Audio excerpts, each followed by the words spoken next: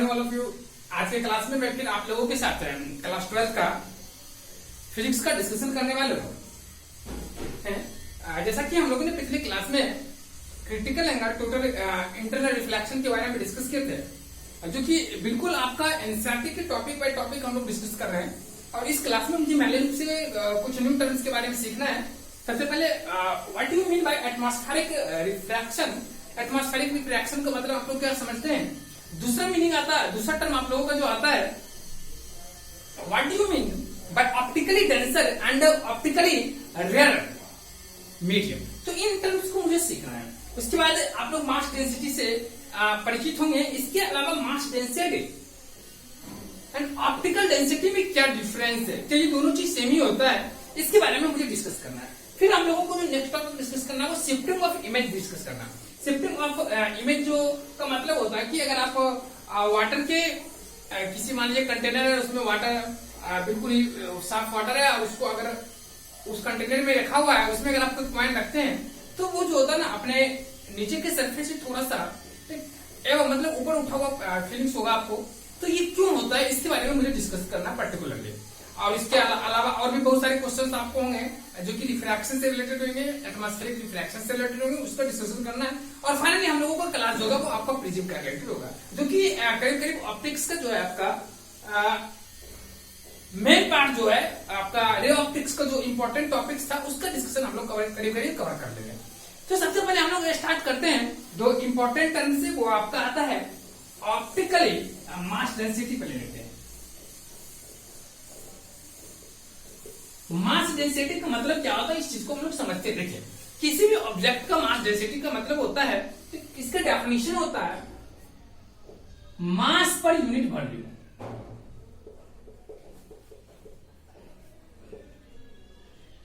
ये जो होता है आपका मास पर यूनिट वॉल्यूम जो होता है वो आपका मास डेंसिटी होता है। अब मास पर यूनिट वॉल्यूम का मतलब हुआ कि कोई भी ऑब्जेक्ट हो, अगर आपको उसका डेंसिटी निकालना है तो उस ऑब्जेक्ट में क्या उसके उस ऑब्जेक्ट का मास निकाले और फिर उसकी वॉल्यूम निकाले, और उसके मास में अगर आप वॉल्यूम से डिवाइड कर दोगे तो आप मास डेंसिटी निकालोगे। और जनरली मास डेंसिटी को हम लोग डेंसिटी के नाम से भी जानते हैं। और आप लोग जानते हो कि डेंसिटी को हम लोग रो से डिनोट करते हैं, तो आप लोग लिख सकते हैं इट इज डिनोटेड बाय रो।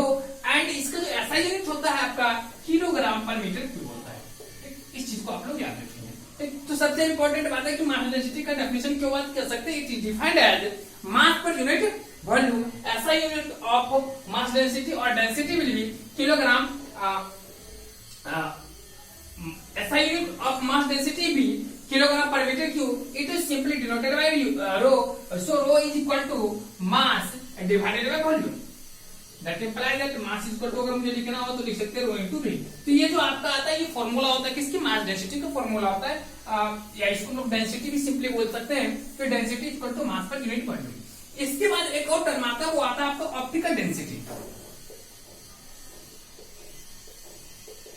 बहुत इंपॉर्टेंट टर्म है। नॉर्मली क्या होता है कि बच्चे कंफ्यूज कर जाते हैं कि ये ऑप्टिकल डेंसिटी और मास डेंसिटी में कोई डिफर नहीं है, ठीक। और नॉर्मली क्या होता है कि बहुत सारे मटेरियल में भी क्या होता है कि ये सेटिस्फाइड होता है कि दोनों सेम ही हो जाता है, लेकिन ये जनरली सेम नहीं होता है। दोनों अलग फिजिकल क्वांटिटी, दोनों अलग अलग चीज है। देखिए, ऑप्टिकल डेंसिटी का जो डेफिनेशन होता है ये होता है it is defined as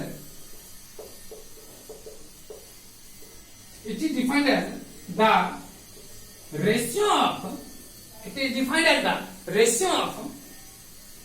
velocity of light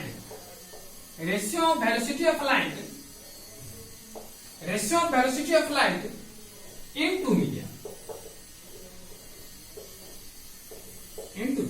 तो ये जो होता है ना ऑप्टिकल डेंसिटी, ये एक्चुअल में मास पर यूनिट वॉल्यूम, देखिए ये बिल्कुल अलग है और ये बिल्कुल अलग है। तो ऑप्टिकल डेंसिटी का मतलब होता है कि जिस किसी भी मीडियम का आपसे पूछा जाए कि उसकी ऑप्टिकल डेंसिटी क्या है, फिर उस केस में या किसी मटेरियल के किसी भी चीज का पूछा जाए तो उसमें क्या कर रहा है कि एक आपको जिस मीडियम के रिस्पेक्ट में पूछा जाए, या अगर आप वैक्यूम बोल लेते हैं तो वैक्यूम से कंपेयर करेंगे, तो ये होता है कि ये ratio of velocity of light होता है टू मीडियम। मतलब क्या, वेलोसिटी ऑफ लाइट जो है ना वो अलग अलग मीडियम में जो है ना उसका रेशियो जो होता है ऑप्टिकल डेंसिटी होता है। अगर आप दो डिफरेंट ले लेते हैं तो उसके से मान लीजिए कि आप तारपीन ले लेते हैं एक वायलेट, फिर उसी तरह से आप वाटर ले लेते हैं। इस दो अगर मटेरियल को लेते हैं तो उस केस पे हम लोग को ऑप्टिकली और डेंसर मीडियम की बात करते हैं। तो वहां पे भी क्या होती है ना, उसके हम लोग यही चीज निकालते हैं तो हम एक स्टैंडर्ड पहले तो एक स्टैंडर्ड मीडियम ले लेते, मान लीजिए एयर ले लिया। एयर की कंपैरिजन में क्या करते हैं हम लोग, ऑप्टिकल डेंसिटी निकालते हैं किसका, टार्पिन का, फिर हम लोग किसका निकालते हैं, वाटर का, और उसके बाद हम लोग कंपेयर करते हैं, तब जाकर के बताते हैं और किसका ज्यादा है किसका कम है, उसके मुताबिक उसके बाद हम लोग बताते हैं कि कौन ऑप्टिकली डेंसर है और कौन ऑप्टिकली रेयर है। तो अगर आपको ऑप्टिकली डेंसर और ऑप्टिकली रेयर की बात करना है तो सबसे पहले आप क्या करेंगे, उसका ऑप्टिकल डेंसिटी निकालेंगे उस मीडियम का विद रिस्पेक्ट टू एक गिवन मीडियम, जो आपका मीडियम दिया हुआ है, चाहे एयर हो या कोई भी मीडियम हो, उसके रिस्पेक्ट में क्या करना है हम लोगों को, सबसे पहले उसका ऑप्टिकल डेंसिटी फाइंड करना है। अगर हम जब उसका ऑप्टिकल डेंसिटी फाइंड कर लेंगे, उसके बाद हम लोग कंपेयर करके दोनों मीडियम का ये बताएंगे कि कौन सा मीडियम रेयर है और कौन सा मीडियम डेंसर है। तो देखिए नॉर्मली क्या होता है कि मास डेंसिटी को स्टूडेंट्स क्या करते हैं, मास डेंसिटी को देकर के डेंसर और रेयर मीडियम बता देते हैं, बट ये सही नहीं है, क्योंकि बहुत सारे मीडियम में सक्सेस कर जाती है फॉर्मूले, ये कंसेप्ट सही हो जाते हैं, बट ये बिल्कुल भी सही नहीं है। देखिए अब इसका एक मैं एग्जांपल बताता हूं जो कि आपको मतलब इसके अपोजिट हो जाता है, इसको कॉन्ट्रास्ट कर देता है। अगर आप देखिए मास डेंसिटी, नॉर्मली क्या होता है कि आप लोग सोचते हैं कि जैसे कि मान लीजिए लाइट की वेलोसिटी की चर्चा करते हैं, तो लाइट की वेलोसिटी जो होती है वैक्यूम में सबसे ज्यादा होती है, जैसा कि आप लोग जानते होंगे।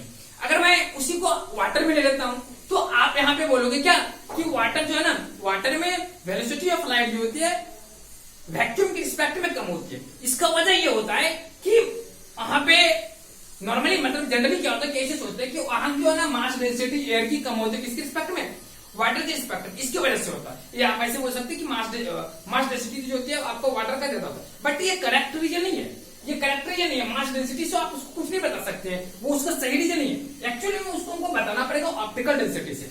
ऑप्टिकल डेंसिटी से भले ही ये एक्सप्लेन हो जाता है, इससे भी एक्सप्लेन होता है, बट ये पूर्ण रूप से सही नहीं है, और आपका करेक्ट अगर करता है तो ये बताता है। तो ऑप्टिकल डेंसिटी का मतलब हुआ कि ratio of velocity of light into different medium, ये आपका ऑप्टिकल डेंसिटी होता है। अब देखिए मैं आपको बता देता हूँ कुछ इंपॉर्टेंट बात, दो एक एग्जांपल ऐसा मैं बताता हूँ क्योंकि आपका इसका अपोजिट है। कभी कभी क्या होता है कि ऑप्टिकल डेंसिटी जो होता है, डेंसर मीडियम को ऑप्टिकल डेंसिटी वो रेयर मीडियम वाले जो होता है, मतलब मास डेंसिटी जिसका है ना, देखिए इसका मतलब ये हुआ कि जैसे कि आपको एक एग्जांपल लेते हैं, इसको पहले मिटा लेते हैं। देखिए जैसे कि यहां से क्लियर होगा कि मास डेंसिटी जो होता है मास पर यूनिट वॉल्यूम होता है, इसका ऐसा unit kilogram per metre cube होता है, it is denoted by rho, so rho is equal to m upon v होता है। ये आपको मैंने फार्मूला इसको एक्सप्रेस करके बता दिया। और ऑप्टिकल डेंसिटी का तो ये आपका देख सकते हैं कि it is the ratio of velocity of light in two medium, तो ये सेम फिजिकल क्वांटिटी का रेशियो है, इन दैट केस डेफिनेटली इसका यूनिट क्या होगा, कैंसिल आउट हो जाएगी। तो उस केस में इसका कोई चाहे कोई ना कोई इसका यूनिट बचेगा नहीं, तो इसलिए हम लोग उसको यूनिटलेस फिजिकल क्वांटिटी के नाम से भी कर सकते हैं। इसके बाद देखिए अगर इस चीज को समझ गए तो अब इसमें आते हैं कि ऑप्टिकल डेंसिटी और मास डेंसिटी से कुछ डिफरेंस हम लोग समझते हैं। देखिए सबसे पहला आता है कि आपको एक इंपॉर्टेंट एग्जांपल लेते हैं जिसके थ्रू आप दोनों में कंपैरिजन कर सकते हैं। तो वो है कि अगर आप यहाँ पे लेते हैं जैसे मान लीजिए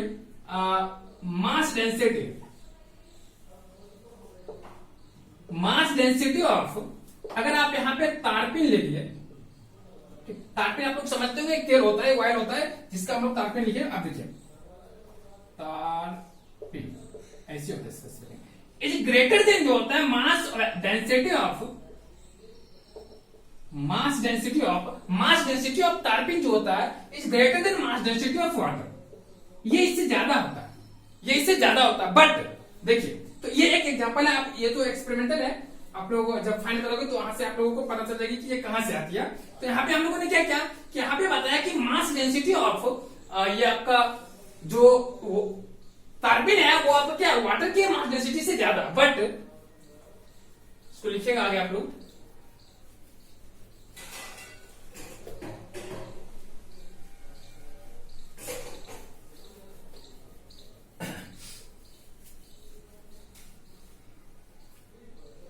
बट अब इसके बाद अगर हम लोग बात करते हैं, बट आप लोग बता देते हैं यहां पे, बट वाटर इज ऑप्टिकली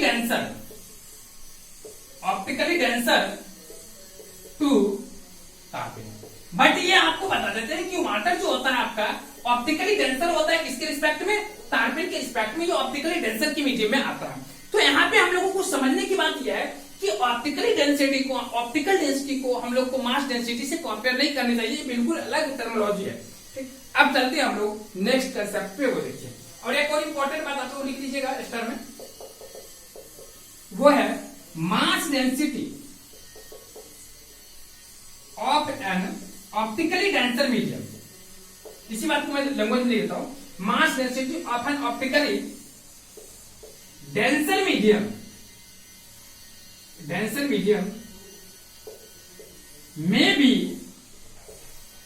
अब देखिए क्या है मास, जैसे कि यहां पे मैंने जो आपको बताया इसका मास डेंसिटी क्या है। अब ये जो आपका है वाटर जो है आपका ऑप्टिकली क्या है, डेंसर मीडियम है, जबकि आपका तारपीन जो होता है ऑप्टिकली रेयर मीडियम है। अगर ये ऑप्टिकली रेयर मीडियम है तो बट यहाँ पे देख सकते हैं कि मास डेंसिटी ऑफ तारपीन जो है आपको क्या है, वाटर के रिस्पेक्ट में ज्यादा है। तो इसका मतलब ये हुआ, यहाँ पे बता सकते हैं कि mass density of N optically denser medium में भी less than optically may be less than mass density of an optically rare medium। तो इस बात को आप लोग याद रखेंगे, क्योंकि होता क्या है कि स्टूडेंट नॉर्मली सोचते हैं कि ऑप्टिकली डेंसर और ऑप्टिकली रेयर जो होता है वो मास डेंसिटी के जैसा ही होता है, बट दोनों अलग अलग चीजें हैं और इस चीज को हम लोग इस तरह से समझ सकते हैं। अब सोच सकते हैं कि जो मीडियम मतलब जो ज्यादा डेंसर है, मास डेंसिटी मतलब जिसकी डेंसिटी ज्यादा है, वो उसकी भी जिसकी डेंसिटी ज्यादा है उसकी भी आपका ऑप्टिकली डेंसर मतलब ऑप्टिकली डेंसर मीडियम उसकी मास डेंसिटी, सॉरी उल्टा बोल रहा है, जो मीडियम ऑप्टिकली डेंसर हो उसकी भी मास डेंसिटी छोटी हो सकती है, किसके रिस्पेक्ट में, ऑप्टिकली रेयर मीडियम की मास डेंसिटी के रिस्पेक्ट में। तो ये इंपॉर्टेंट बात है, इसको अच्छे से याद रखेंगे। चलिए अब हम लोग चलते हैं शिफ्टिंग ऑफ इमेज के बारे में डिस्कस करने के लिए। उसको हम लोग को इंपॉर्टेंट, ये हम लोग सिलेबस का पार्ट है। इससे कभी कभी ऑब्जेक्टिव में आप लोगों के क्वेश्चन पूछ देते हैं फॉर्मूले के फॉर्म, प्रूफ वगैरह करने तो नहीं देते हैं, इससे ज्यादा करके क्वेश्चन, बट हम लोग को यहाँ पे सीखना है। देखिएगा शिफ्टिंग ऑफ इमेज, एक चीज और मैं आपको बता दूं, शिफ्टिंग ऑफ इमेज से पहले मैं आपको एक चीज इंपॉर्टेंट बता दूं, वो है देखिएगा refraction through solid refraction through solid rectangular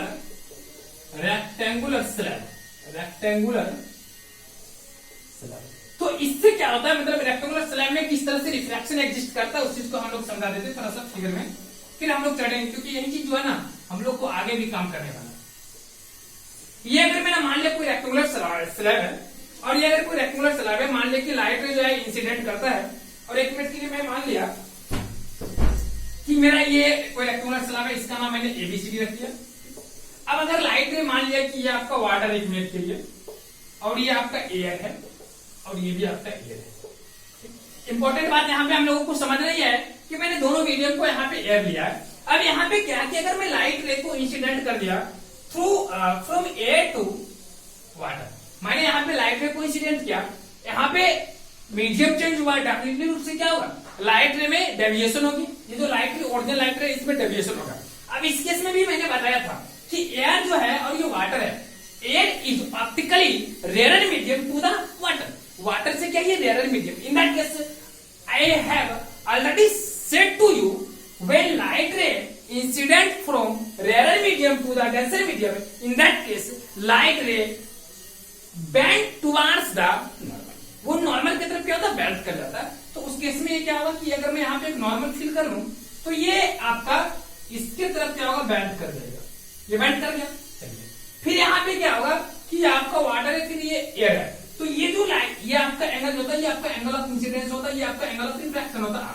क्योंकि मैंने बताया था angle of incidence means that angle between incident ray and normal. फिर आपका ये एंगल ऑफ रिफ्रैक्शन होता है, जिसका मैंने डेफिनेशन बताया था, एंगल बिटवीन रिफ्रैक्टेड रे एंड नॉर्मल। इसके बाद क्या होता है देखिएगा, इसके बाद होता है कि ये जो आपका लाइट, ये अगर जैसे कि ये जो आपका जिस मीडियम से लाइट रे इंसिडेंट हुआ उसी मीडियम में फाइनली अगर लाइट रे फिर एंटर करती है, फाइनली उसी मीडियम में चले जाती है, तो उस केस में क्या होता है कि ये जो फिर से ये जो रिफ्लेक्टेड है वाटर के लिए, अगर मैं यहाँ पे पहला मीडियम इससे मानू, दूसरा मीडियम इसको मानू, तो पहले मीडियम के लिए ये आपका हो गया, मतलब ये जो दूसरा मीडियम वाटर हुआ, तो दूसरा अगर वाटर को मैं दूसरा मीडियम मानू तो ये आपका रिफ्लेक्टेड हुआ। लेकिन मैं फिर अगर इससे कंपेयर करूंगा तो ये इसके लिए क्या हो जाएगा, इंसिडेंट रे हो जाएगा। और अगर ये इंसिडेंट रे होगा फिर यहाँ पे रिफ्रैक्शन एग्जिस्ट करेगा, क्योंकि मीडियम चेंज हो रहा, मीडियम चेंज होगा तो वेलोसिटी ऑफ लाइट चेंज होगी, और उस केस में क्या होगा, लाइट रे जो जा रही है उसमें डेविएशन होगी।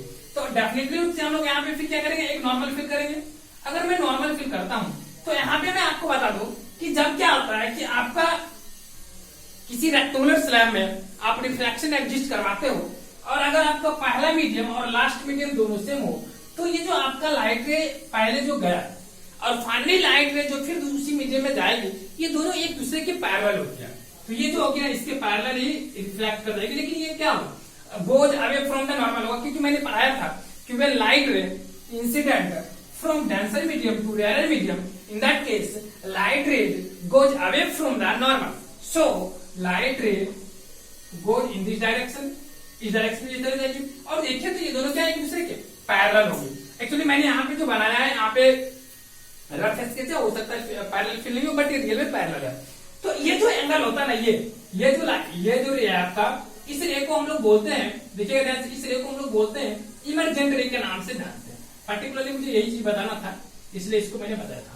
और उसके बाद ये इमरजेंट रे होता है, और देखिए ये दोनों का पैरेलल होती है, तो डेफिनेटली रूप से अगर आप इसको थोड़ा सा आगे बढ़ा दें इस तरह से डॉटेड लाइन से, तो आप फील करोगे कि इज पैरेलल। और इस दोनों के बीच का जो वर्टिकल डिस्टेंस होता है, इसको हम लोग लैटरल डिस्प्लेसमेंट के नाम से भी जानते हैं।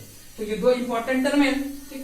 तो इस बात को आप लोग याद रखेंगे। सबसे पहला बात क्या है, इमरजेंट रे क्या होता है, और ये emergent ray angle between emergent ray and normal is called emergent angle, और इसको हम लोग इमरजेंट एंगल के नाम से भी जानते हैं। अब देखिए, तो सबसे पहले हम लोग यहाँ पे समझते हैं इमरजेंट एंगल के बारे में। इमरजेंट रे क्या होता है वो लिखिएगा, when light ray incident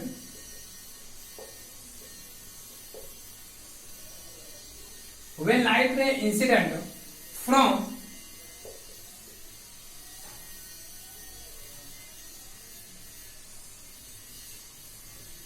one medium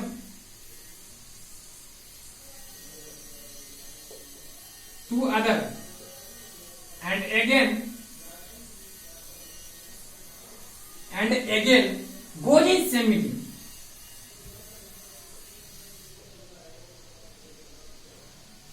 and again goes in same medium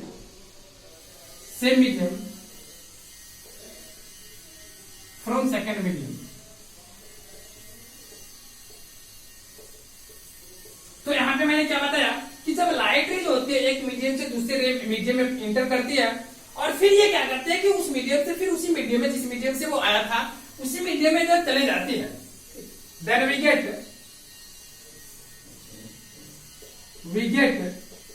a ray, we get a ray which is called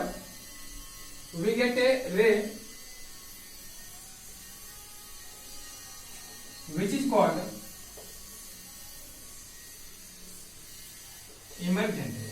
तो यहाँ पे किसको, उसको हम लोग क्या बोलते हैं, इमरजेंट रे के नाम से जानते हैं। इसका सिंपल डेफिनेशन है कि इमरजेंट रे का मतलब हुआ कि जब लाइट रे एक मीडियम से दूसरे मीडियम में इंटर करती है तो उसमें कुछ ना कुछ डेविएशन होती है, फिर वही लाइट रे जो ओरिजिनल लाइट रे इस मीडियम में जाती है, फिर इस मीडियम से दूसरे फिर उसी मीडियम में चली जाती है। तो उस केस में जो लाइट रे फिर उसी मीडियम में गई वो आपका इमरजेंट रे कहलाता है। इमरजेंट रे के बाद एक और टर्म आता है, वो आपका आता है लैटरल डिस्प्लेसमेंट।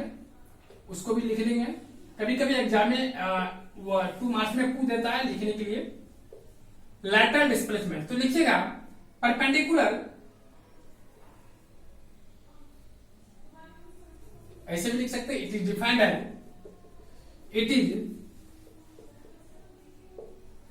एज परपेंडिकुलर, हम लोग परपेंडिकुलर शॉर्ट में ऐसे लिखते हैं, परपेंडिकुलर डिस्टेंस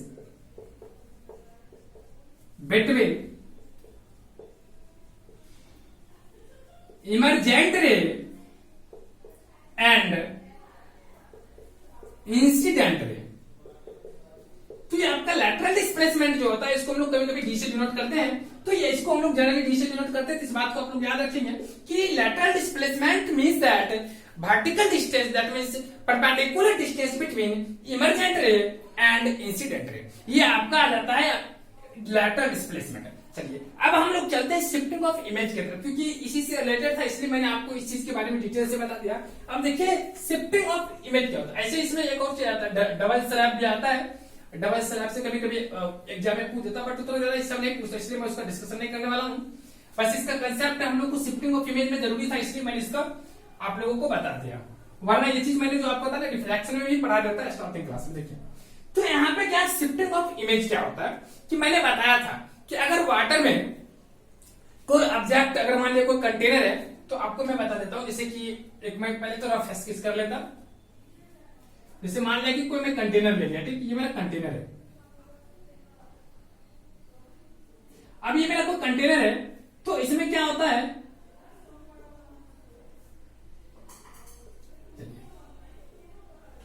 ये मेरा कोई कंटेनर है मान लीजिए, और ये मेरा जो कंटेनर है इसमें मैंने पानी पूरा एकदम पूरा पानी जो है इसमें पूरा भर दिया मैंने।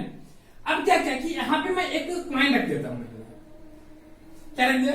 कॉइन रख दिया।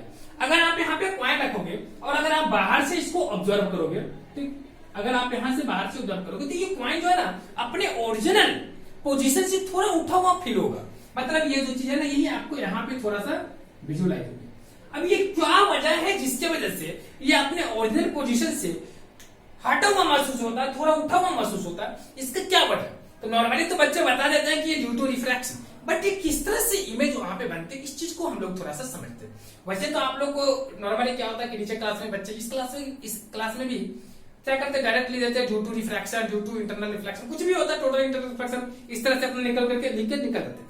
बट रिलेटिव्स में क्या होता है, किस तरह से फेनोमेना एग्जिस्ट करती है, इस चीज को हम लोग को समझना है। तो देखिए होता क्या है कि सबसे पहले मैं आपको शिफ्टिंग ऑफ इमेज के बारे में बता रहा हूं। देखिएगा शिफ्टिंग ऑफ इमेज इसी से रिलेटेड है, शिफ्ट इन इमेज। ये शिफ्ट इन इमेज क्या होता है मैं बता रहा हूं।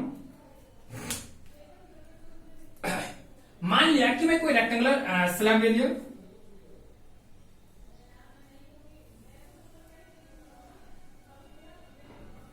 या मान लिया कोई कंटेनर है, ठीक। अब ये कोई कंटेनर है और इसमें क्या किया हम लोग, ध्यान से देखिएगा, इसमें क्या किया, मान लिया कि कोई ऑब्जेक्ट यहाँ पे रखा हुआ, इसमें पूरा पानी भरा हुआ, इसमें क्या कोई वाटर भरा हुआ, मान लीजिए यहाँ पे ये आपका वाटर है और ये आपका बाहर एयर है और इसके बाहर भी आपका एयर है, ठीक। अब जैसे मान लीजिए कि आपका यहाँ पे कोई ऑब्जेक्ट है, यहाँ पे क्या है कोई ऑब्जेक्ट है। अब यहाँ पे कोई ऑब्जेक्ट है और आप बाहर से देख रहे हो, थोड़ा सा मैथमेटिक्स भी इसमें, अगर आप बाहर से देख रहे हो तो इस ऑब्जेक्ट पे आप देखोगे तो सबसे पहले यहाँ पे क्या होगा कि आप अगर इस ऑब्जेक्ट को देखते हैं, ये दूर की बात है, बट ये ऑब्जेक्ट जो होगी, मान लीजिए आपका मेन जो आपका जो फंडामेंटल सोर्स ऑफ लाइट है वो आपको क्या आता है, सन आता है। तो फंडामेंटल सोर्स ऑफ लाइट सन होता है, तो मान लीजिए यहाँ पे सन है आपका, ठीक, यहाँ पे आपका सन है, तो ये सनलाइट इस पे पड़ेगी। इसमें सनलाइट चाहे किसी भी तरह से जाए वो दूर की बात है, मुझे उसके बारे में मालूम करना है कि सनलाइट किस तरह से इस पे आती है, वो तो दूर की बात है किस तरह से आती है, मुझे तो ये जानना ना कि मैं इस ऑब्जेक्ट को देख रहा हूँ, तो मैं इस ऑब्जेक्ट को देख रहा हूं तो मुझे तो ये ना चाहिए कि इस लाइट, इस ऑब्जेक्ट से ये लाइट रे कैसे इस आंख तक पहुंचती, ये ना मुझे चाहिए, ना कि ये मुझे चाहिए कि सनलाइट से यहां तक कैसे, इसके बारे में मुझे मालूम, इसके बारे में तो मुझे जानना नहीं है। तो देखिए मान लिया कि ये सनलाइट इसको लाइट दिया, जब इस ऑब्जेक्ट पे सनलाइट इंसिडेंट करती है तो ये क्या करता है, लाइट को रिफ्लेक्ट करता है। जब रिफ्लेक्ट करता है तो लाइट डिफरेंट मीडियम में जाते हैं, बहुत सारी लाइट जाती है। उसमें से मैं दो तरह से आप लोगों को समझा देता हूं, एक तो मैं आपको समझाने के लिए बताता हूं और दूसरा जो मैं बताऊंगा थोड़ा सा मैथमेटिकली एनालाइज करने के लिए मैं आप लोगों को डिस्कस करूंगा। तो मैं क्या करता हूं कि मान लिया कि लाइट रे, एक लाइट रे इधर चली गई, तो लाइट रे जब यहाँ इससे इस पे पड़ा तो रिफ्लेक्ट जब करेगी तो क्या होगा, यहाँ इधर चलेगी, हो सकता है दूसरा लाइट आपका इधर चले गया, हो सकता है दूसरा लाइट आपका किधर चले गया, इधर चले गया।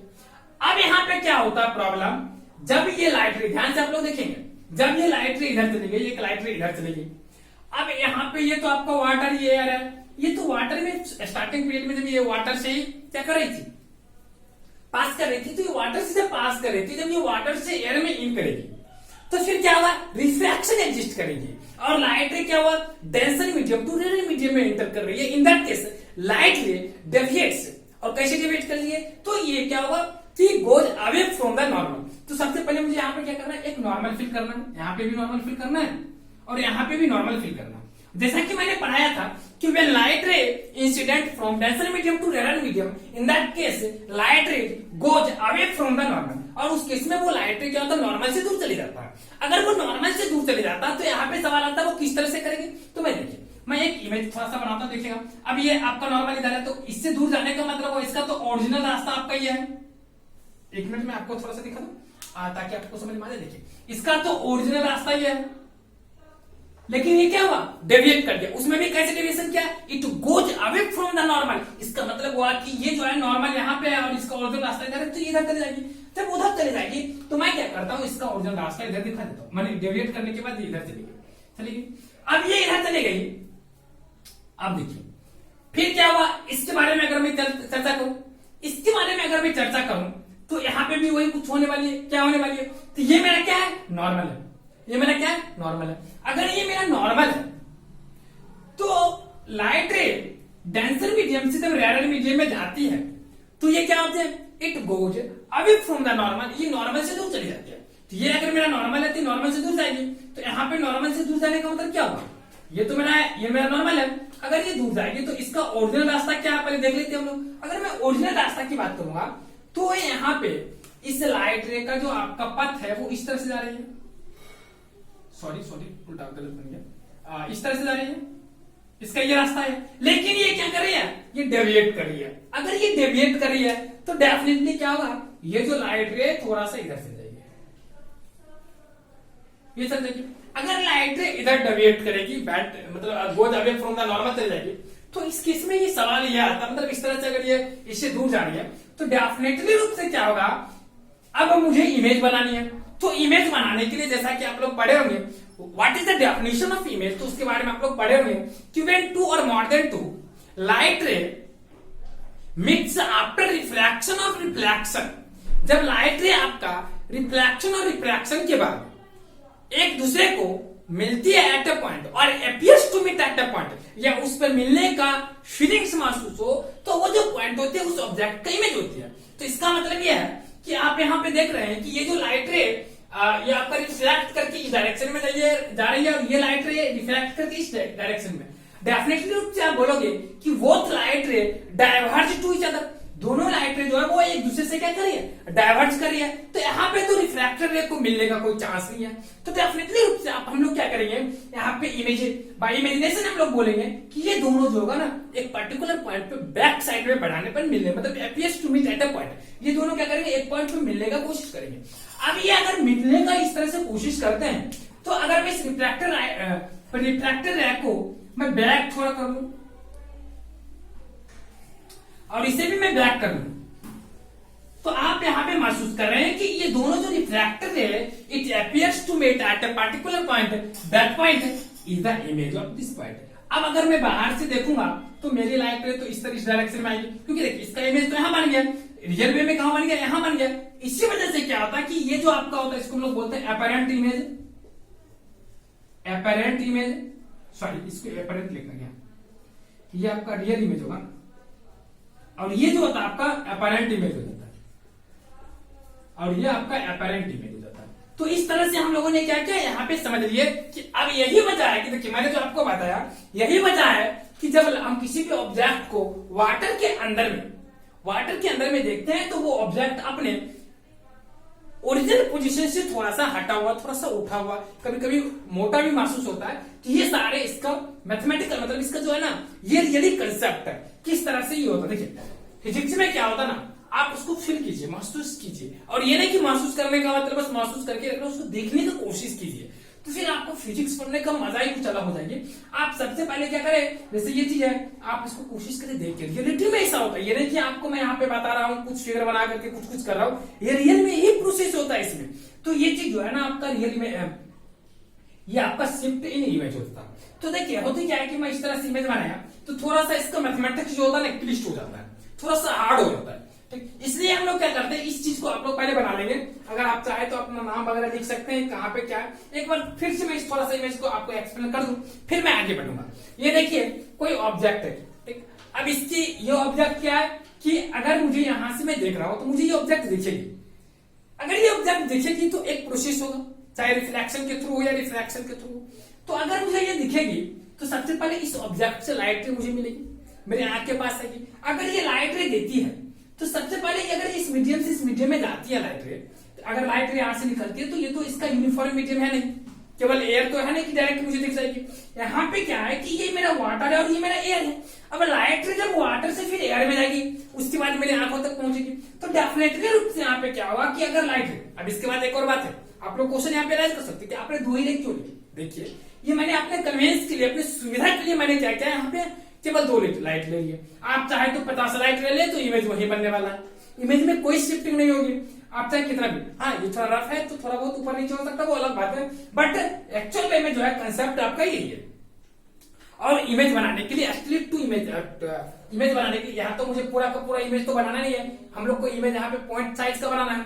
तो इसलिए हम लोग क्या करते हैं कि यहाँ पे दो लाइट रे हम लोग के लिए एनफ होता है। तो यहाँ पे मैंने क्या है कि दो किसी भी डायरेक्शन में लाइट रे को हम लोग इंसिडेंट कर दिए, और ये डेंसर मीडियम से राडर मीडियम में गया।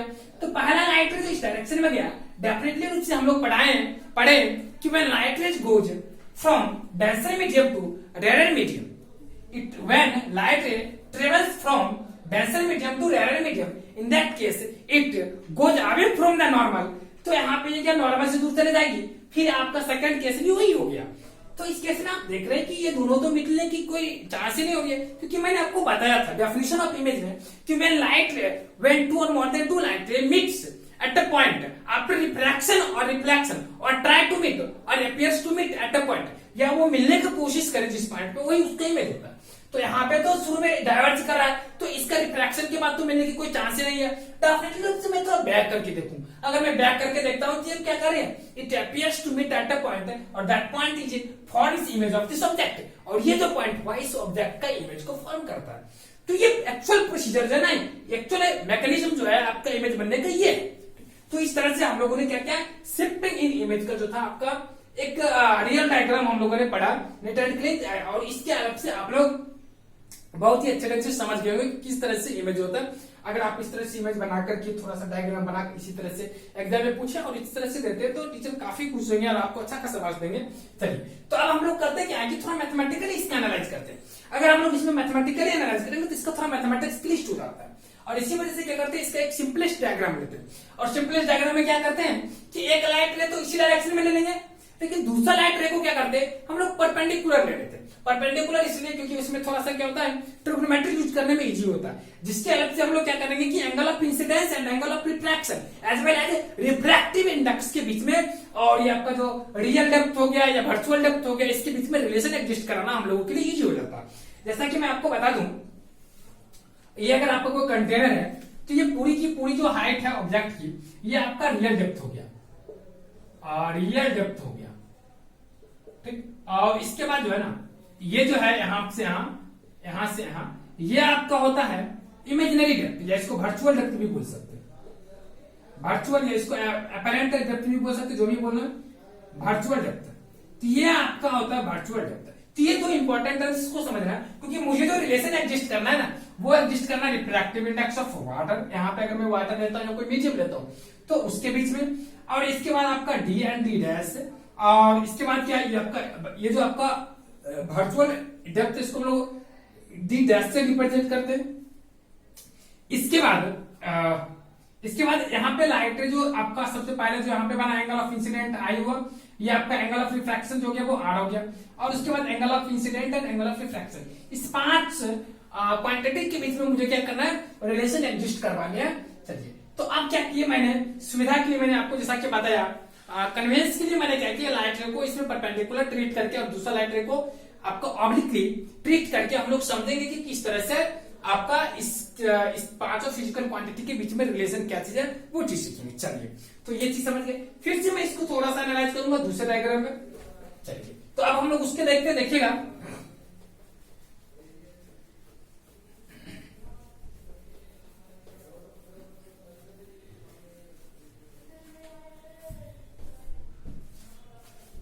अब जो है आपका देखिएगा, अब है आप लोगों का शिफ्टिंग ऑफ इमेज का जो आपका मैथमेटिकल एक्सपेंशन है उसको हम लोग को प्रूव करना। देखिए तो सबसे पहले मैं क्या करता हूं, ध्यान से आप लोग देखेंगे, एक फिर से मैं रेक्टेंगुलर स्लैब ले रहा हूं, देखिएगा आप लोग, या कंटेनर ही मान लीजिए। मान लिया कि कोई ऑब्जेक्ट आपका यहां पे है,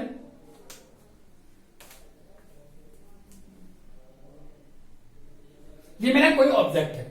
अब ये मेरा कोई ऑब्जेक्ट है और ये मान लीजिए आपका वाटर है।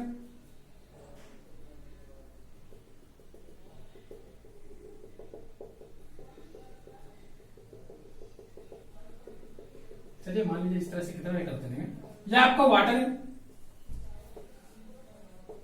और ये आपका एयर है और ये भी आपका एयर है। अगर ये दोनों साइड आपका एयर है और ये बीच में क्या वाटर है इस कंटेनर के अंदर में, ये कोई ऑब्जेक्ट यहाँ पे पड़ा हुआ है। अब देखिए ये अगर कोई ऑब्जेक्ट है तो सबसे पहले क्या होता है कि आपको जो मैंने जिस तरह से बताया उसी तरह से यहाँ पे भी मैकेनिज्म होगी, ये होगी कि लाइट रे सबसे पहले इंसिडेंट करेगी। तो हम लोग मैथमेटिकली रिलेशन ऑब्टेन करने के लिए क्या करते हैं, इस तरह से लाइट रे को लेते हैं ताकि यहाँ पे राइट एंगल ट्रायंगल बने और हम लोग इजिली उसके बीच रिलेशन एग्जिस्ट करते हैं, वरना हम लोग कुछ साइन रूल कोसाइन रूल की तरफ चलना पड़ेगा, इसलिए हम लोग यहाँ पे सिंपली करते हैं। मैं मान लिया कि एक लाइट रे को इंसिडेंट कर दी इस डायरेक्शन में, तो डेफिनेटली रूप से क्या होगा, यहाँ पे हम लोग नॉर्मल फील करेंगे। और लाइट रे क्या हो रहा है, ये आपका वाटर है, इसको लिख लीजिए, ऐसा लिखे हुए है ना। तो हम लोग यहाँ पे क्या करेंगे, यहाँ पे देख रहे हैं कि refractive A when light ray incident from, ये आपका डेंसर मीडियम या रेयर मीडियम है, तो डेंसर मीडियम से अगर रेयर मीडियम में जाती है तो it goes away from the normal, तो इस केस में ये नॉर्मल से दूर चली जाएगी, तो मैंने यहाँ पे नॉर्मल से दूर कर लिया। फिर दूसरी बात आती है, इसका जो ओरिजिनल पथ है उसको भी थोड़ा सा हम लोग बना लेते हैं ताकि आप लोग को समझ में आए कि इसका ओरिजिनल पथ क्या जा रही है। देखिए ये मेरा एंगल ऑफ इंसिडेंस है और ये मेरा इस डायरेक्शन में जा रही है, जानिए। अब देखिए इसका ओरिजिनल पथ है, फिर मैं क्या किया कि दूसरा लाइट रे को वर्टिकली इसको क्या किया, इंसिडेंट कर दिया। तो अगर मैं वर्टिकली इंसिडेंट कर दिया तो ये क्या होगी, विदाउट डेविएशन क्या होगी, ट्रांसमिट कर जाएगी दूसरे मीडियम में, कोई डेविएशन नहीं होगा। तो जब कोई डेविएशन नहीं होगी इसमें और फिर ये कुछ लाइट रे क्या इसी डायरेक्शन में फिर एब्जॉर्ब भी कर ली जाएगी। तो अगर मैं यहाँ पे इमेज की बात करूं तो ये तो इस डायरेक्शन में जा रही है, इस डायरेक्शन में जा रही है, दोनों का मिलने का तो कोई चांस नहीं है। डेफिनेटली रूप से यहाँ पे इमेजनरी सिचुएशन बनेगी, वर्चुअल इमेज बनेगी। तो यहाँ पे मैंने क्या किया, इसको बैक बढ़ा लिया। बैक करने के बाद पता चलती है कि यह जो ऑब्जेक्ट है, यह जो ऑब्जेक्ट है उसका इमेज मेरा यहां बन रहा। अब इस ऑब्जेक्ट का इमेज यहां बन रहा, अगर मैं यहां से देख रहा हूं मान लीजिए, तो इस ऑब्जेक्ट का रियल पोजीशन यहाँ पे है और ये यहाँ पे फील होगा। अब देखिए मैथमेटिकली अब हम लोग डिस्कशन करते हैं यहाँ पे, जैसा कि आप जानते हैं कि 90 डिग्री का एंगल है। अगर यहाँ पे 90 डिग्री का एंगल बना लेते हैं, अब हम लोग इसका थोड़ा नेमिंग भी कर ले। चलिए इसका नाम हम लोग ले लेते हैं ए, इसका नाम हम लोग ले लेते हैं पी, ऐसा करते हैं ए बी सी, और ये मेरा पॉइंट हो गया डी। ये मेरा पॉइंट क्या हो गया, डी हो गया। इस तरह से हम लोगों ने नेमिंग कर लिया। अब देखिएगा ये मेरा एंगल क्या आई है, ये परपेंडिकुलर है, ये मेरा परपेंडिकुलर, तो ऑटोमेटिक आप लोग बोलोगे कि यहाँ पे जो मेरा एंगल बनेगा वो भी आई बनेगा। क्यों एंगल आई बना, तो इसका वजह सिंपल सा ये है ना कि आपका देखिए ये जब इसके पैरेलल है तो ये इसके इस ट्रांसवर्सल के लिए क्या होगा, ये आपका अल्टरनेटिव एंगल होगा, तो ये आपका अल्टरनेटिव एंगल होगा, तो ये आपका क्या दोनों से होगा। फिर अगर आप ये मेरा आई हो जाता, फिर आप यहाँ पे अगर गौर करें तो यहाँ पे तो आपका 90 डिग्री एंगल है, ये अगर आपका एंगल 90 डिग्री है तो आप जैसा कि जानते हो कि ये एंगल आपका कितना डिग्री है, आर है, ये आपका कितना है, आर है। अगर ये आर है, ध्यान से देखना आप लोग, तो ये जो लाइट रे है ये आपका ओरिजिनल पोजीशन शो कर रहा है। क्या शो कर रहा है, ओरिजिनल पोजीशन शो कर रहा है, मतलब बैक साइड में। तो आपका ये जो एंगल है, ध्यान से देखना आप लोग, ये जो एंगल है पूरा इस एंगल के बराबर होगा, इस एंगल के बराबर होगा ना, कितना, आर। अगर ये पूरा एंगल मेरा आर होता है, ध्यान से देखना, ये मेरा पूरा एंगल, एक मिनट देख लीजिए थोड़ा डायग्राम में, बस डायग्राम थोड़ा समझ लीजिए और कहानी खत्म हो जाएगी। ये अगर मेरा आर होता है और ये अगर आर है तो ये आपको अपोजिटली वर्टेक्स एंगल से ये भी एंगल मेरा पूरा आर हो जाएगा। अगर ये मेरा पूरा एंगल आर होता तो ये मेरा आई है, ये मेरा आर है, तो ये मेरा क्या होगा, आर माइनस आई होगा, आर माइनस आई आ जाएगा। अगर ये मेरा आर माइनस आई है, ध्यान से आप लोग देखेंगे, बिल्कुल आप लोग ध्यान से देखेंगे, अगर ये मेरा आई है तो आप यहां से बोल दोगे क्या, ध्यान से देखिएगा, ये अगर मेरा आई है तो आप यहां पे क्या बोलोगे कि ये जो मेरा आई है ये भी मेरा आई होगा, ये एंगल थोड़ा सा अपोजिटली वर्टेक्स से, और फिर ये एंगल मेरा क्या हो जाएगा, आर माइनस आई हो जाएगा। चलिए अगर मेरा ये आर माइनस आई हो जाएगा, क्यों हो रहा है आप लोग थोड़ा ध्यान से देखेंगे। आप देखिएगा इस ट्रायंगल में ए बी डी में, अगर मैं ए बी डी ट्रायंगल में चलूं तो आप यहां से क्या बताओगे, ध्यान से देखिएगा कि ये जो लाइट रे है, ये लाइट रे और ये लाइट रे, ये दो लाइट रे,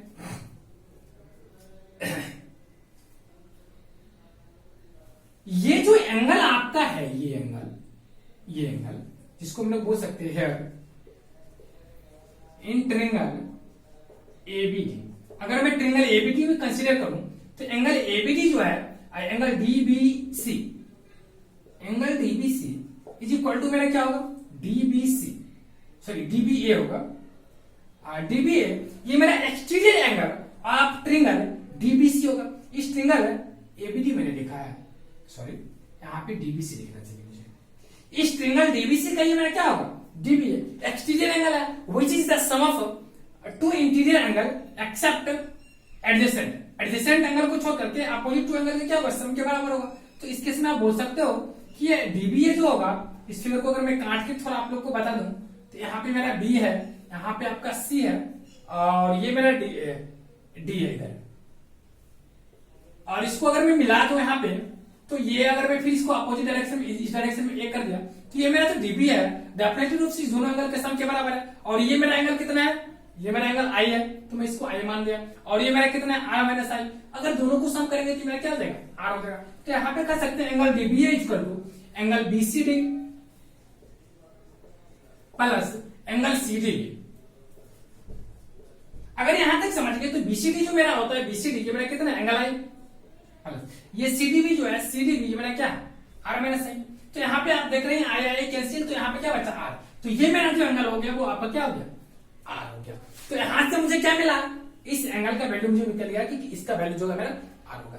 अब देखिए ये जो मेरा है यहां से यहां मतलब बीसी जो है, अगर मैं थोड़ा सा यहाँ पे इसको हटा करके यहाँ पे लिखूं, देखिएगा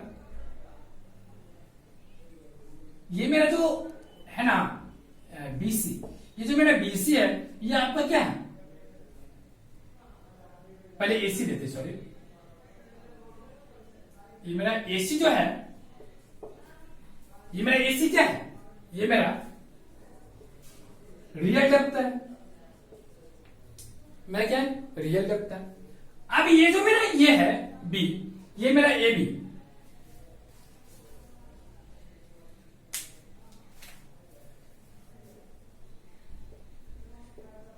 ए बी जो है मेरा वो मेरा अपेरेंट वेक्टर है,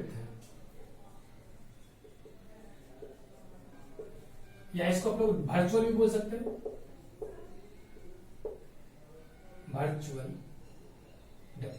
तो यहां पे क्या है, ये मेरा ए बी आपका वर्चुअल डेप्थ है, और एसी जो है मेरा वो क्या है, एसी जो मेरा वो क्या है, एसी ये मेरा रियल डेप्थ है। इसको अगर मैं डी से इसको मैं अगर डी डैश से डिनोट करूं और रियल को मैं डी से डिनोट किया, हो गया यहां तक। अगर आप लोग यहां तक समझ गए तो अब हम लोग क्या करते हैं, देखिएगा इसको मिटा लें साइड से, यहां तक आप लोग लिख लेंगे, जहां जो भी मैंने लिखा है इसको आप फटाफट लिखिए। अब देखिए अगर मैं यहां पे स्नेल्स लॉ अप्लाई कर दिया तो यहां पे बोल सकते हैं बाय स्नेल्स लॉ क्या बोल सकते हैं, mu sine i is equal to, इसको आप म्यू वन बोल सकते हैं, इसको आप रख लीजिए मीडियम वन, इसको आप मीडियम टू रखिए, mu one sine i is equal to mu two sine r, ये चीज तो आराम से बोल सकते हैं। अब देखिए mu one sine i is equal to mu two sine r, तो म्यू वन तो आपका यहाँ पे देख सकते हैं कि म्यू टू मेरा जो वो क्या है, एयर है। अगर ये एयर है तो एयर का रिफ्रैक्टिव इंडेक्स जो होता है आपका 1.00298 के आसपास होता है, इसका मतलब मैं इसको डायरेक्टली एक लिख दूं तो कोई दिक्कत नहीं होगा। और म्यू वन जो है रिफ्रैक्टिव इंडेक्स नहीं मालूम है, तो इसको मैं लिख सकता हूं म्यू वन साइन आई। अब यहाँ पे अगर मैं आई की बात किया तो मेरा साइन आई आ जाएगा, और ये आपका जो म्यू टू है ये आपका 1 होगा, और साइन आर क्या आ जाएगा, साइन आर आ जाएगा, ये आ जाएगा। अब अगर ये साइन आर आ जाएगा तो इसको आप लोग क्या बोल सकते हैं, sine i upon sine r is equal to 1 upon mu one. Sine i upon sine r क्या हुआ, 1 अपॉन म्यू वन। अगर आप यहां तक समझ गए तो अब देखिए यहां तक समझ गए, यहां तक आप लोग इसको लिख कर रखेंगे, इसको इक्वेशन फर्स्ट मान लीजिए, यहां तक मानिए कि sine i upon sine r is equal to 1 upon mu one. आप देखिए इसको क्वेश्चन फर्स्ट मानते फिर हम लोग आगे बढ़ते हैं, ये तो आप लोग समझ गए होंगे। अब देखिए अगर यहाँ पे हम लोग ये समझे कि ये जो लाइट रे है, ये जो इंसिडेंट किया, अगर ये नियरली ये लाइट रे अगर इससे ये जो आपका मैंने परपेंडिकुलरली लाइट रे को जो इंसिडेंट किया इसकी काफी क्लोजली रिफ्लेक्ट करेगी, मतलब इसकी काफी क्लोज से होकर के रिफ्लेक्ट करेगी, तो उस केस में इस एंगल आई और एंगल आर में ज्यादा डिफरेंस रहेगी नहीं। तो उस केस में मैं बोल सकता हूं कि अगर दोनों एंगल सेम है, दोनों एंगल सेम है, तो साइन आई और साइन आर में काफी ज्यादा का मार्जिन नहीं होगा। एक तो आप जानते हैं कि साइन का कोई भी साइन है ट्रिग्नोमेट्रिक फंक्शन है, उसका वैल्यू एक की छोटा होता है, माइनस 1 और 1 के बीच में होता है। तो जब इतना जानते हैं तो ये अगर काफी मार्जिन बहुत ही स्मॉल डिफरेंस है दोनों के बीच का, मतलब लाइट रे मान लीजिए ना कि अगर 90 डिग्री है तो परपेंडिकुलरली अगर इंसिडेंट करता हूं, ये लाइट रे को अगर मैं इंसिडेंट कर दिया 89.999 डिग्री से, तो उस केस में ये जो होगा ना आप कह सकते हैं यहां पे for nearly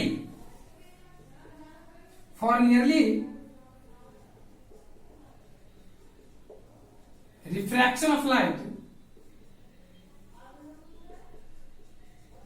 to the normal, मतलब अगर ये लाइट रिफ्रैक्शन अगर करता है नॉर्मल के काफी करीब में, तो उसके समय क्या होगा कि ये जो आप लिखते हैं μ1 sin i equal to μ2 sin r, तो यहां पे आप लोग यह भी लिख सकते हैं क्या, μ1 tan i is equal to μ2 tan r, ये भी लिख सकते हैं क्योंकि एंगल का ज्यादा डिफरेंस है नहीं, तो हम लोग μ1 tan i equal to μ2 tan r लिख सकते हैं। अगर ये लिख सकते हैं तो फिर हम लोगों को यहाँ पे मिल सकता है μ1 इंटू tan i का अगर मैं वैल्यू निकालू तो tan i मेरा ये जो कि क्या होगा परपेंडिकुलर है बेस, तो परपेंडिकुलर मेरा कितना है AD डिवाइडेड बाय बेस मेरा कितना है AC इज इक्वल टू μ2 जो कि आपका 1 है इंटू अगर tan r की मैंने बात किया तो tan r मेरा कितना हो जाएगा, tan r जो मेरा है ये मेरा है, अगर मेरा ये tan r है तो इस केस में मैं यहां से कह सकता हूं कि tan r बराबर परपेंडिकुलर AD अपॉन AB, तो यहां से AD AD कैंसिल, सो आप यहां पे क्या बोल सकते हैं μ1 बराबर AC अपॉन AB, μ1 बराबर क्या निकल गया AC अपॉन AB। अब ये जो मेरा μ1 बराबर AC अपॉन AB आया ये वास्तव में क्या है, μ1 जो है इस मीडियम जो मीडियम है ये refractive index of medium of water, मतलब वाटर का ये रिफ्रैक्टिव इंडेक्स है। तो आप यहां पे बोल सकते हो कि आपने जब कंपेयर किए एयर से तो आपने क्या रिलेशन ऑब्टेन किया कि refractive index of water is also, और means that refractive index of water can also be defined as real depth and in terms of real depth and virtual depth. तो इस terms के form में मैं define कर सकता हूं क्योंकि मेरा जो AC है वो आपका रियल डेप्थ है और ये AB जो है आपका वर्चुअल डेप्थ है। तो मैं यहां से बता सकता हूं, देखिएगा आप लोग फटाफट लिखिए, इसको पहले फटाफट आप लोग उतार लीजिए। तो यहां तक आने के बाद हम लोग क्या लिखेंगे, इसको मैं मिटाता हूं, यहां से इधर से मैं मिटा लेता हूं, तो यहां पे लिख सकते हैं, उसके बाद ये लिखिएगा, इसके बाद फिर मैं ऊपर लिख रहा हूं। तो यहां से बोल सकते हैं μ1 इज इक्वल टू ये जो आपका AC अपॉन AB आया, AC मेरा क्या है, AC मेरा क्या है D है, इसका मतलब D divided by D dash, और ये मेरा जो D है ये मेरा क्या है लिख सकते हैं real depth divided by D dash जो आपका क्या है वर्चुअल डेप्थ। तो इस तरह से आप लोगों ने क्या किया कि refractive index of this medium can be defined as ratio of real depth to the virtual depth, ये इसकी स्टैंडर्ड डेफिनेशन होती है। चलिए अब आ गया, इसके बाद हम लोग क्या करते हैं ध्यान से देखेंगे, ये आ गया हम लोग को कैलकुलेट करना है shifting of image. Shifting of image का मतलब हुआ कि अगर ऑब्जेक्ट यहाँ पे, मतलब ये अगर कोई कंटेनर है, इस कंटेनर के सरफेस से d डिस्टेंस पे रखा गया है, बट ये ऑब्जेक्ट जो है इस कंटेनर के ये जो सरफेस है सबसे नीचे का सरफेस उससे, मतलब इसका जो वर्चुअल डेप्थ है वो आपका d डैश, बट ये दिख रहा है d डैश पे, तो इसका वजह जो है वो शिफ्टिंग ऑफ इमेज है, मतलब कितना ऊपर दिखा वो मेरा लेंथ निकालना, मतलब ये जो आपका है BC निकालना है। तो BC जिसको हम लोग अगर मान लिए x, तो यहां पे लिख लेंगे लेट BC बराबर अगर मैं x मान लिया तो यहां पे कर सकते हैं सो BC बराबर जो कि आपका शिफ्ट इन इमेज है शिफ्टिंग, इसको मिटा लेते हैं, shifting image is equal to, अगर मैं इसकी बात करूं तो इसकी वैल्यू कितना होगी आप लोग देख सकते हैं कि ये जो शिफ्टिंग इमेज है पूरे लेंथ में से अगर मैं छोटा लेंथ को निकालूंगा तो बीसी निकलेगा, जो कि आपका d माइनस डी डैश हो जाएगी। और आप यहां से बता सकते हैं, क्या बता सकते हैं कि आपका d माइनस डी डैश हो गया, और यहां से आप लोग क्या बता सकते हैं d dash equal to D upon mu one, तो यहां से कर सकते हैं d minus D upon mu one, तो डी अपॉन म्यू वन आ गई।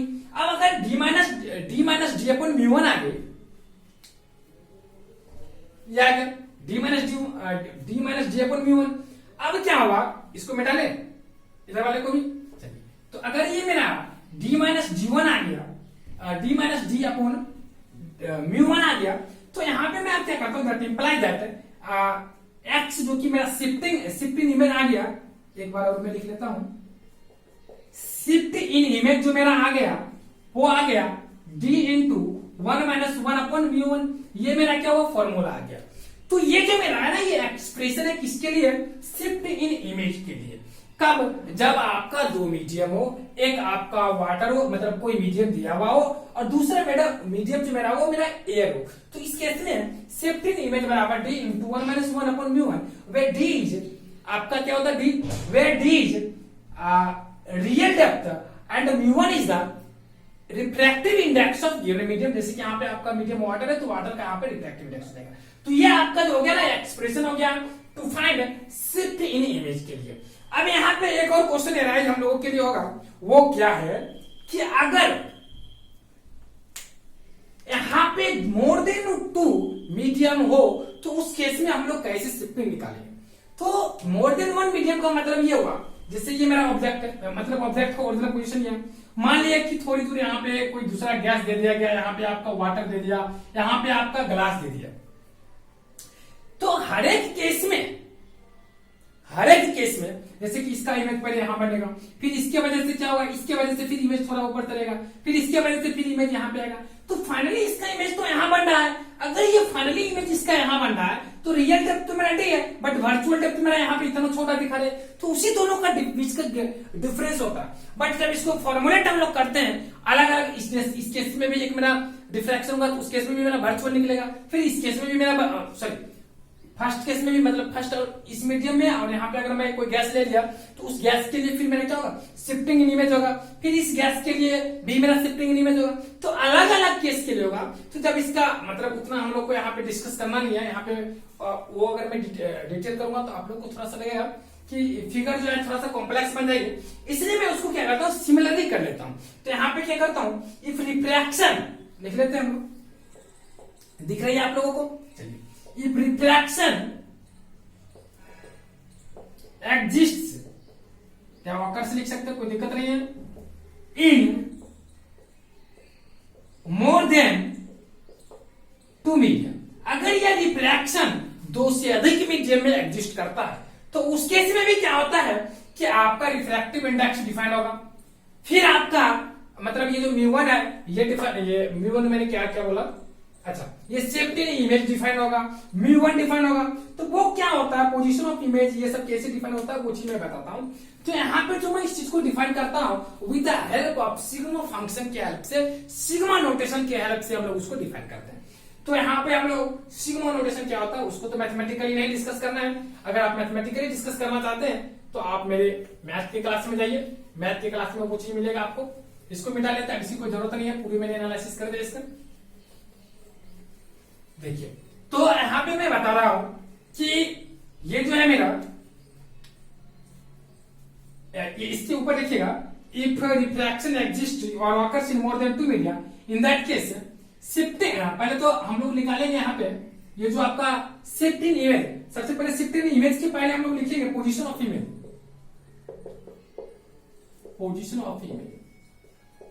पोजीशन ऑफ इमेज बहुत इंपॉर्टेंट है, जिसको हम लोग डी डैश बोलते हैं। डी डैश जो होगी मेरी, वो मेरी होगी सिग्मा डी अपॉन म्यू1। यहाँ पे हम लोग म्यू1 नहीं लिख करके, अगर म्यू1 को म्यू लिखते हैं ना तो सिग्मा नोटेशन में फायदा होता है। उसमें हम लोग सब्सक्रिप्ट जो होता है ये, ठीक, ये सब्सक्रिप्ट जो हम लोग लिखते हैं ये नहीं लिखना, ये हम लोग के लिए सही रहेगा। क्योंकि अगर मैं इसको यहाँ पे लिख दूंगा तो इससे फायदा है फिर मैं सिग्मा में दिक्कत कर देगी। सिग्मा में क्या होता है कि वो ऑलरेडी 1 2 मतलब नंबर ऑफ मीडियम, क्योंकि यही तो चेंज होने वाला है, डी तो फिक्स है और ये आपका म्यूचुअल होने वाला अलग अलग मीडियम के लिए। तो पहले मीडियम के लिए 1, दूसरे मीडियम के लिए 2, तीसरे मीडियम के लिए 3। तो आप यहाँ पर लिख सकते हैं if refraction exist occurs in more then 2 media. तो इसको हटा लेते हैं। ये क्या रिप्रेजेंट करते हैं, याद रखिएगा केवल आप लोग कि ये जो मेरा म्यू है ना, ये मुझे रिप्रेजेंट करती है मीडियम का रिफ्रैक्टिव इंडेक्स। तो ये तो मेरा डी फिक्स है, क्योंकि पहला केस में मेरा डी तो वही है जो आपका रियल डेप्थ है। तो ये मेरा डी डैश होता है ना, सिग्मा डी अपॉन म्यू हो जाता। अब ये सिग्मा डी अपॉन म्यू का मतलब हो गया कि इसको अगर पहला डेप्थ है तो इसको लिख सकते हैं d1। डी तो मेरा फिक्स है, तो डी मेरा अगर फिक्स है तो यहाँ पे क्या होगा, d1 upon mu one plus d2 upon mu two plus d3 upon म्यू3। ये चीज होता है ना वो आपका करते रहेगा। आप कहेंगे d1 d2 d3 क्या होता है, ये भी बात आती है कि ये तो मेरा रियल डेप्थ है।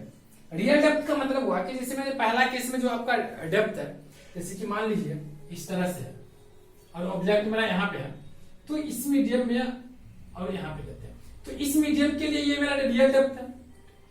लेकिन अगर मैं एक और मीडियम ले लूंगा तो इसके लिए रियल डेप्थ नहीं होगी, इसके लिए फिर ये रियल डेप्थ हो जाएगी।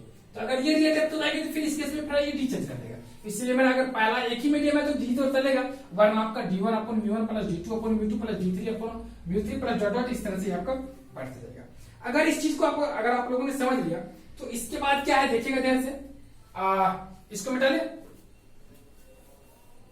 इसके बाद आएगा, अगर मैं शिफ्टिंग इन इमेज की बात करूंगा तो फिर क्या होगा कि फिर इसमें सिग्मा लग जाएगा, sigma d into 1 upon 1 minus mu हो जाएगा। और इसको आप इसी को ब्रेक करके लिखेंगे तो इसको लिख सकते हैं d1 into 1 minus 1 upon mu one plus d2 into 1 minus 1 upon mu two plus इस तरह से ये आगे बढ़ता जाएगा d3 इंटू 1 माइनस 1 अपॉन म्यू3।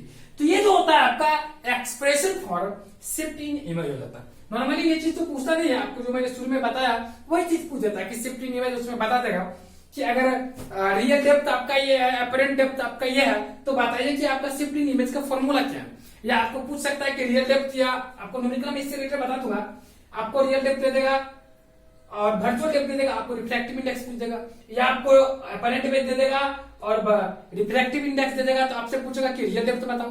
तो ये सारी चीज इसमें पूछते ज्यादा करके।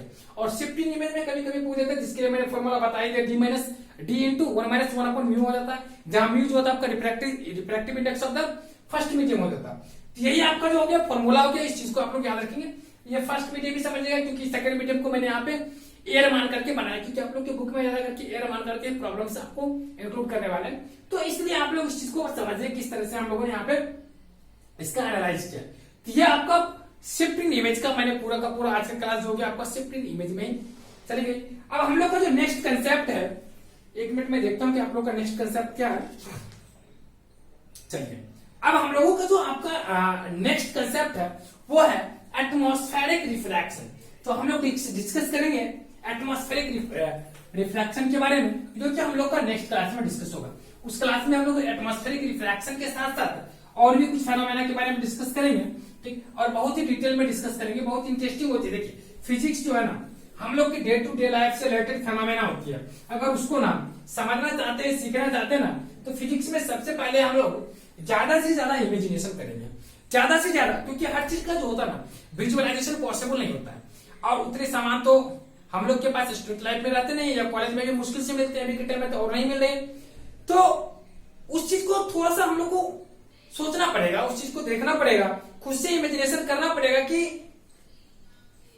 क्या हो सकता है, किसी भी फेनोमेना में क्या हो सकता है। देखिए, मैं जब शुरू में फिजिक्स पढ़ना शुरू किया था, मुझे भी प्रॉब्लम क्रिएट हुई थी, बट मेरी आदत थी कि मैं कंसेप्चुअली किसी भी पॉइंट को कंसेप्चुअली लेना पसंद करता था।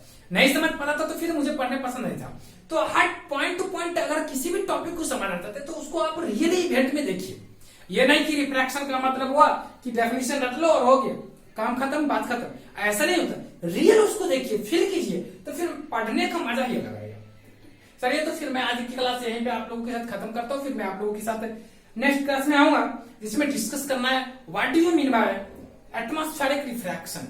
एटमॉस्फेरिक रिफ्रैक्शन क्या होती है, फिर उसी में आप लोग का एक और टर्म आता है ऑप्टिकल फाइबर, जिसके बारे में कई बार एग्जामिनेशन में आप लोगों में पूछा जाता है 12th में, what do you mean bye optical fibre. जैसा कि आप लोग जानते हैं optical fibre works on the principal on the basis of principle of total internal refraction.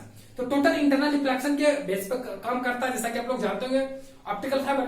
और उसके बाद थोड़ा सा प्रिज्म के बारे में भी हम लोग को डिस्कस करना है। प्रिज्म में तो मिनिमम और मैक्सिमम डेविएशन भी है, बट हम लोग को उतना डिस्कस नहीं करना, उसको हम लोग नेक्स्ट क्लास में, next class next to next हम लोग डिस्कस करेंगे। बट इस क्लास में अभी जो हम लोग इसके बाद क्लास में डिस्कस करेंगे वो एटमॉस्फेरिक रिफ्रैक्शन, और इसके बाद हम लोग को थोड़ा सा ऑप्टिकल फाइबर, और उसके बाद हम लोग प्रिज्म में कुछ बेसिक टर्मिनोलॉजी का डिस्कस करेंगे, जैसे इमर्जेंट एंगल क्या होता है, इसके अलावा उसमें क्या होता है, प्रिज्म पहले होता क्या, उसमें किस तरह से रिफ्रैक्शन एग्जिस्ट करते हैं, इन सारे चीजों के बारे में मैं डिस्कस करूंगा।